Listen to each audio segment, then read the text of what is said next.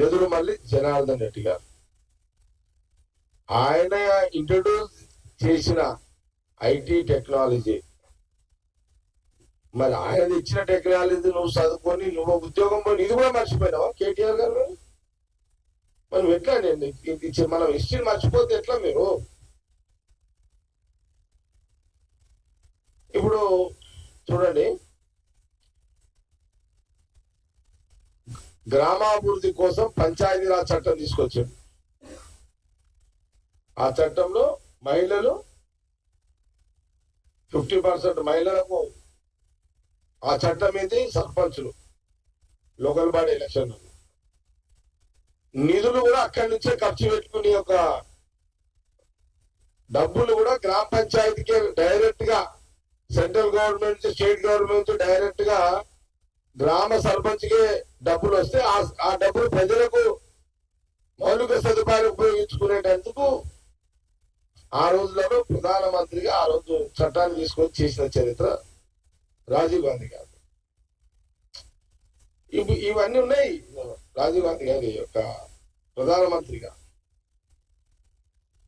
ఇప్పుడు ఆయన రాజీవ్ గాంధీ గారు, నెదురుమల్లి జనార్దన్ రెడ్డి గారు, రాజీవ్ గాంధీ గారు తీసుకొచ్చిన టెక్నాలజీలోనే నువ్వు ఆయన తీసుకొచ్చిన ఇంట్రొడ్యూస్ చేసిన దాంతోటే నువ్వు ఉద్యోగం చేసినవి.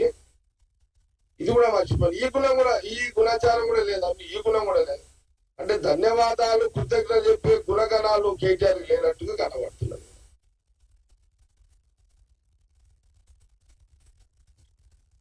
ఇప్పుడు నువ్వు స్టాచ్యూ తీసేస్తా అంటున్నావు.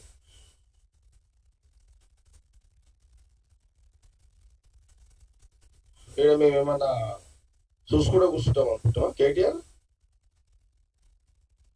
నువ్వు స్టాచ్యూ తీస్తా అంటున్నావు కదా రాజీవ్ గాంధీ గారిని. నువ్వు స్టాచ్యూ దగ్గర ముఖ్యమంత్రి రేవంత్ రెడ్డి గారు బహుశా సోనియా గాంధీ రాహుల్ గాంధీ అపాయింట్మెంట్ దొరికిన తర్వాత వాళ్ళ చేతుల మీదుగా రాజీవ్ గాంధీ గారి యొక్క స్టాచ్యూ ఆవిష్కరణ చేయాలనేది ముఖ్యమంత్రి గారు మా క్యాబినెట్ మినిస్టర్లు చేస్తున్న ప్రయత్నం. అడుగు అశోక్ గారు. ఎప్పుడు అది? తెలంగాణ తల్లి